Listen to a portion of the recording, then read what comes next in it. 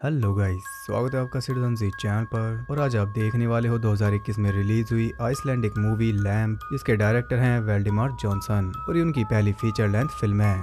इस मूवी का वेट मुझे काफ़ी पहले से था, क्योंकि ये एक A24 मूवी है।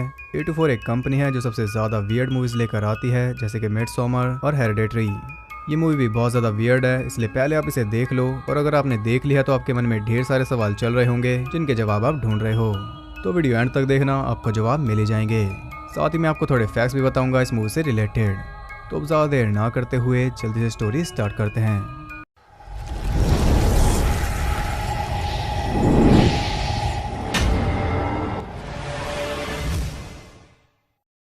मूवी के स्टार्ट में हम देखते हैं कि घोड़ों का एक झुंड एक बर्फीले पहाड़ में घूम रहा है, लेकिन अचानक उनके सामने कुछ ऐसा आ जाता है जिसे देखकर वो सब डर के मारे भाग गए थे।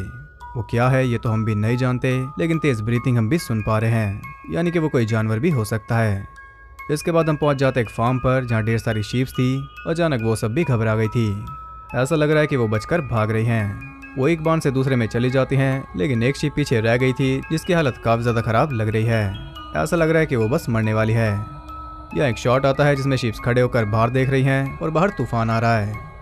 खैर वो फार्म है मारिया और उसके हस्बैंड इंगवर का। मारिया का रोल किया है नूमी रैपिस ने, जिन्हें आपने द ट्रिप में भी देखा था। ये था इंट्रो। यह स्टार्ट होता है चैप्टर 1। मारिया और इंगवर दोनों अपने रेगुलर काम पर लगे हुए थे और यहाँ एक टाइम जंप हुआ है, क्योंकि जैसा कि आप देख सकते हो अभी हरियाली है जबकि पहले बर्फ पड़ रही थी। और एक और प्रूफ ये है कि भेड़ों के बाल भी काट दिए गए, यानी कि चैप्टर 1 इंट्रो के काफ़ी टाइम बाद बेस्ड है। अब इन दोनों की लाइफ काफ़ी सिंपल है। ये शहर से काफ़ी दूर एकांत में रहते हैं और इनकी कोई ज़्यादा नीड्स भी नहीं है। बस ये हैं और इनके एनिमल्स, जिनमें शीप्स तो हैं ही, साथ में एक डॉग भी है और एक कैट भी। हम देखते हैं कि उनकी भेड़ें बर्थ दे रही हैं और मारिया उनकी हेल्प भी कर रही है। ज़्यादा नहीं दिखाऊंगा क्योंकि यूट्यूब का आजकल कोई भरोसा नहीं। खैर खाना खाते टाइम इंगवर न्यूज़पेपर पढ़ रहा था जिसमें लिखा था कि अब टाइम ट्रैवल पॉसिबल है थ्योरी वाइज। मारिया कहती है कि फिर तो जल्दी प्रैक्टिकल भी हो जाएगा, क्योंकि वो इसके ऊपर काम कर रहे होंगे। हम देखते हैं कि इन दोनों के बीच काफ़ी गैप है। ये किसी मैरिड कपल की तरह नहीं रहते, ना ही ज़्यादा बोलते हैं, और हंसना तो बहुत दूर की बात है। सोते भी अलग अलग हैं। इसका रीज़न ये है कि इनकी एक बेटी होने वाली थी जिसका नाम इन्होंने रखा था आडा, लेकिन वो मरी हुई पैदा हुई। तब से इन दोनों के बीच में एक गैप आ गया, क्योंकि पहले से इनकी लाइफ सैड है, ऊपर से एक खुशी आ रही थी वो भी सैडनेस में बदल गई। अब जैसा चल रहा है वैसा ही ठीक है, ये दोबारा शॉक में जाना नहीं चाहते। खैर जो नए लैंप्स हैं उनकी वो मार्किंग कर रहे थे, जो कि हर साल होती है, लेकिन मारिया कहती है कि ये साल सबसे बेस्ट रहा है। इसका मतलब कि इस साल सबसे ज़्यादा लैंप पैदा हुए हैं। जब वो दोनों बात कर रहे थे तो उनका कुत्ता भौंकने लगता है, क्योंकि एक शीप बर्थ दे रही थी। मारिया उसकी हेल्प करती है और जो बच्चा पैदा हुआ था उसे देखकर वो दोनों सुनते। वो हैरान, परेशान और घबराए हुए थे, लेकिन वो बच्चा उनकी आंखों में चमक गया। मार्किंग तो दूर, वो उसे बांध में भी नहीं छोड़ते। उसे उठाकर वो अपने घर में ले आते हैं और अब वो उसे अपने बच्चे की तरह पाल रहे हैं। वो एक फीमेल है, इसलिए उसका नाम उन्होंने रख दिया आडा, यानी कि उनकी हैप्पीनेस वापस आ गई, या फिर ये कहूँ कि उन्होंने छीन ली, क्योंकि जो असली माँ है वो काफ़ी दर्द में है। उसके बच्चे को उससे छीन जो लिया, लेकिन इस बात से उन्हें कोई फर्क नहीं पड़ता। वो तीनों एक साथ एक ही रूम में सो रहे हैं, यानी कि वो फैमिली पूरी हो चुकी है। अगले दिन जब मारिया बांध में जाती है तब भी वो माँ परेशान थी। ऐसा लग रहा है मानो वो मारिया से पूछ रही है कि मेरा बच्चा कहाँ है। मारिया को भी समझ आ रहा था, लेकिन क्योंकि जानवर बोल नहीं सकते इसलिए जवाबदेही कैसी। हमें जो भी चाहिए बिना किसी हिचक के हम उनसे ले सकते हैं, और वैसे भी मारिया तो उनकी मालकिन है। लैम्प को वापस करने के बजाय वो उसे खुद से चिपका कर घूम रही थी। ऐसा करने से उसे काफ़ी अच्छा फील हो रहा है। ये देखकर इंगवर भी थोड़ा हैरान था, लेकिन जल्दी वो भी खुद को समझा लेता है, लेकिन असली माँ को कौन समझाए। अगले दिन बांध से निकलकर वो उनके घर के बाहर खड़ी होकर अपने बच्चे को आवाज़ लगा रही थी, और बच्चा भी अंदर से सुन रहा था। तभी वो दोनों आकर उसे भगा देते हैं। वो शीप पूरा दिन चिल्लाती रहती है, लेकिन वो दोनों पूरी तरह बहरे हो गए थे। एक दिन मारिया ट्रैक्टर लेकर निकल गई थी और इंगवर भी अपने काम पर लग जाता है, लेकिन जाते हुए वो घर का दरवाज़ा बंद करना भूल गया था। जब काफ़ी देर बाद वो दोनों वापस घर आते हैं तो उन्हें आडा घर पर नहीं मिलती। दोनों काफ़ी परेशान होकर उसे ढूंढ रहे थे, लेकिन उसका कोई पता नहीं चलता। ऐसे ही पागलों की तरह ढूंढते हुए वो दोनों फार्म से काफ़ी दूर आ जाते हैं, और तब जाकर पहाड़ों में उन्हें आडा मिलती है अपनी असली माँ के साथ। वो उसे खींचकर यहाँ तक ले आई, और अगर ये थोड़ा और लेट कर देते तो पता नहीं इसे लेकर कहाँ पहुँच जाती। फिर तो आडा का मिल पाना नामुमकिन था। अब आप सोचोगे कि इस लैम्प के लिए इतना ड्रामा क्यों हो रहा है, तो दिल थाम कर बैठ जाओ, क्योंकि अब आपको ऐसा शौक लगेगा जो आखिर तक रहेगा। आडा कोई आम लैम्प नहीं, वो एक हाइब्रिड है, यानी कि आधी भेड़ और आधी इंसान। इसलिए दोनों इसके पीछे पागल हो रहे हैं, क्योंकि इनके लिए ये गॉड गिफ्ट है, जबकि उस शीप के लिए ये उसका बच्चा है। अब भी वो इनके पीछे आ रही है, लेकिन मारिया उसे चिल्लाकर भगा देती है।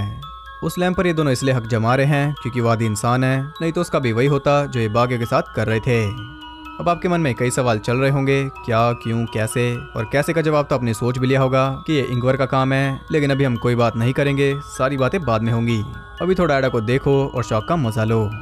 यहाँ स्टार्ट होता है चैप्टर 2 और इसमें भी टाइम जंप है। आड़ा बड़ी हो चुकी है और अब वो अपने पैरों पर चल लेती है।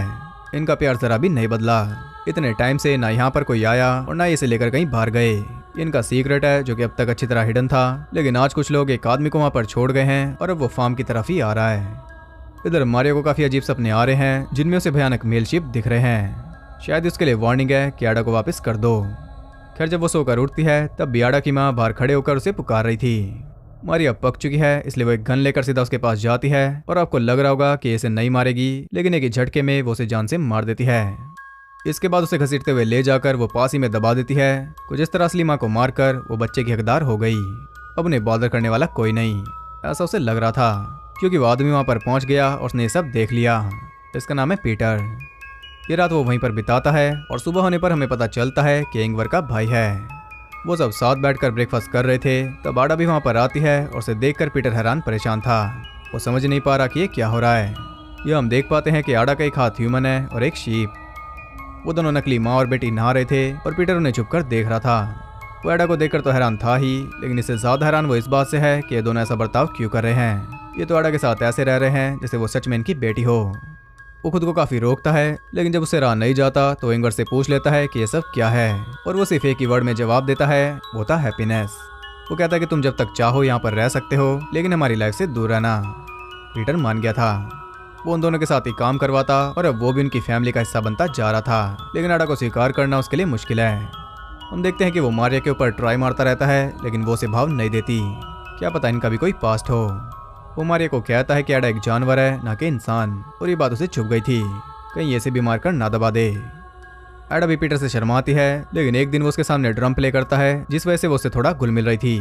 वो उसे घास खिला रहा था कि तभी वहाँ पर आ जाता है इंगवर, और ये देखकर वो काफी गुस्सा हो गया था, क्योंकि वो उसे अपने बच्चे की तरह रखते हैं और उनके बच्चे के साथ कोई जानवर जैसा बर्ताव करेगा तो उन्हें बुरा तो लगेगा ही। ये बात पीटर को भी पसंद नहीं आई थी। अगली सुबह जब वो दोनों सो रहे थे तो आड़ा को लेकर घर से निकल जाता है, और इस गन को देखकर आप समझ गए होंगे कि ये क्या करने वाला है। ये उन दोनों को परियों की दुनिया से बाहर निकालेगा। उसने गन तान ली थी। उधर आड़ा को बेड पर ना पाकर मारिया घबरा गई थी। वो घर को चेक करती है तो उसे मिल जाती है। वो अपने अंकल की गोद में सो रही थी। उसकी मासूमियत ने पीटर को भी पिघला दिया, और अब जाकर इनकी फैमिली का पार्ट बना है, क्योंकि इसने आड़ा को एक्सेप्ट कर लिया। यहाँ स्टार्ट होता है चैप्टर 3 और इसमें भी टाइम जंप है। मारी एडा को लेकर ग्रेव पर जाती है, जो कि असली एडा की, और साथ ही वहाँ 2 और ग्रेव्स भी हैं। पीटर भी एक परफेक्ट अंकल बन चुका है। वो एडा को ट्रैक्टर में बैठाकर फिशिंग के लिए ले जाता है, और इतने में इन दोनों का रोमांस चल रहा था। फिर जब वो दोनों वापस घर आ रहे थे तो ट्रैक्टर रास्ते में ही बंद हो जाता है, इसलिए उसे वहीं पर छोड़कर ये दोनों पैदल ही घर पहुंच जाते हैं। वो सब साथ में बैठकर टीवी देख रहे थे, और इस वक्त ये तीनों ही ड्रंक हैं। इनके नाच गाने से परेशान होकर एडा बाहर चली जाती है, और बाहर उनका डॉग किसी को घूर रहा था। उसे देखकर तो एडा की भी सांसें रुक गई। डॉग उसकी तरफ जाता है, लेकिन एक ही झटके में मारा जाता है। एडा भागकर शेड में पहुंच गई थी, और वो अपना चेहरा देख रही है, जो कि बिल्कुल भी उसके पेरेंट्स से नहीं मिलता। ये सीन हमें इसलिए दिखाया जा रहा है ताकि हम नोटिस कर पाएं कि इनकी गन गायब है। खैर अब इंगवर थक हार कर सो गया था, और एडा भी इसके साथ सो रही थी, लेकिन वो भी डर रही है। मौके का फायदा उठाकर पीटर मारिया को ब्लैकमेल कर रहा है, एडा की असली मम के बारे में बोलकर, क्योंकि उसने सब कुछ देख लिया था।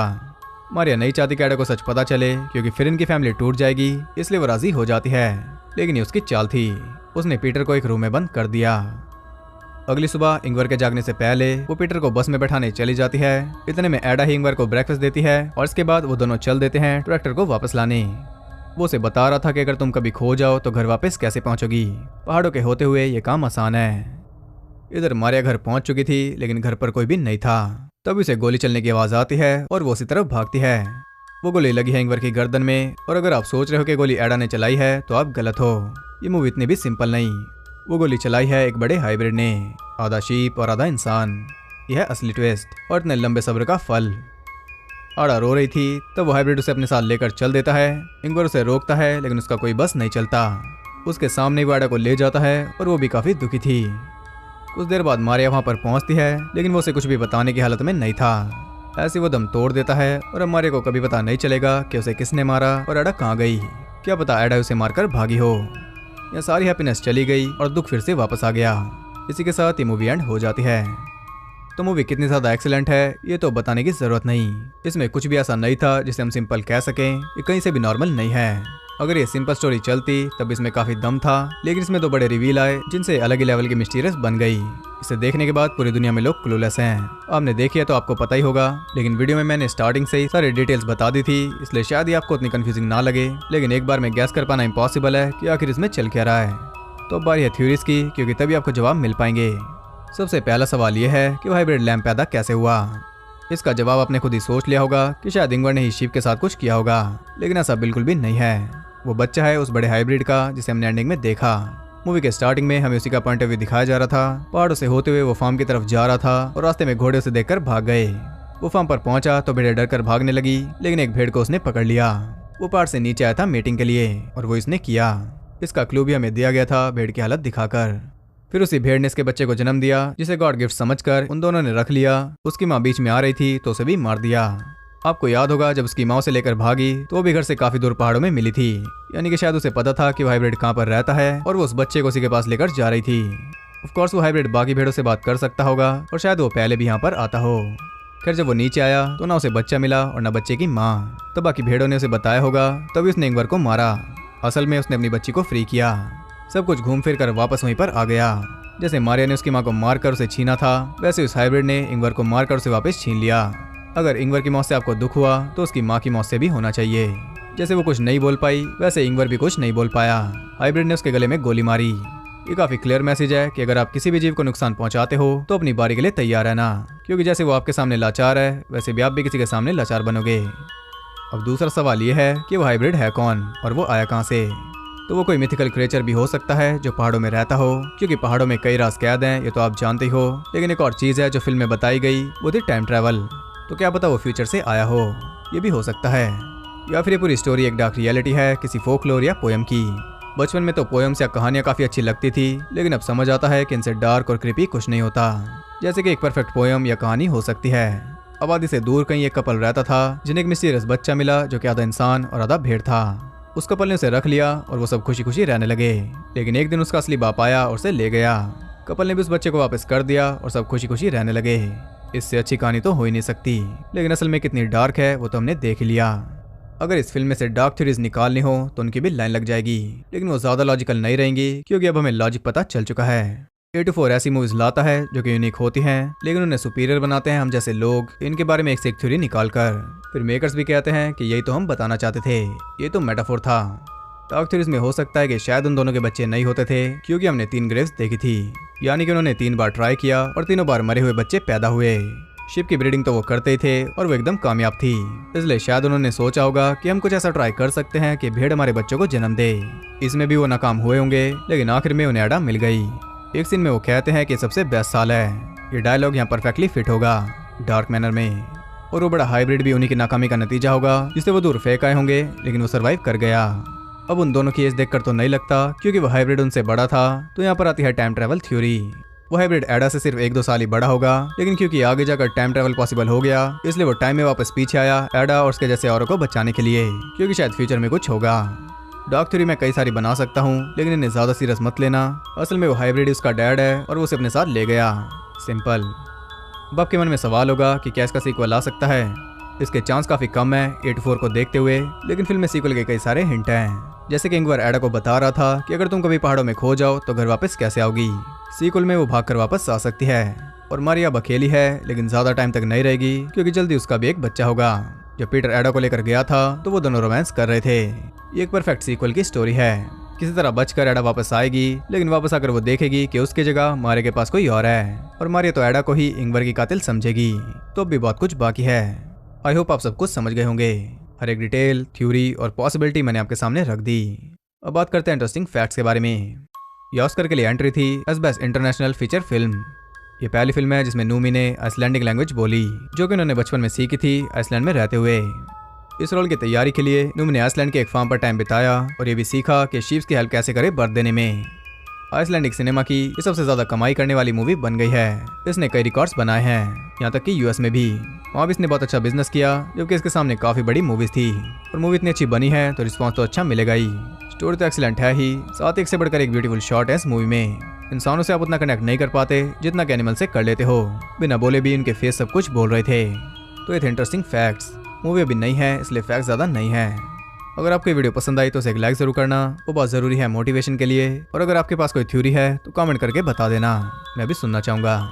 और ऐसी और इंटरेस्टिंग वीडियोस देखते रहने के लिए चैनल को सब्सक्राइब करके बेल नोटिफिकेशन कॉल पर सेट कर लो, ताकि नोटिफिकेशन भी आपका हाथ पकड़कर आपको यहाँ तक ले आए। और ज़्यादा कनेक्टेड रहने के लिए मुझे इंस्टाग्राम पर फॉलो कर सकते हो, वो आपको बहुत कुछ जानने के लिए मिल जाएगा।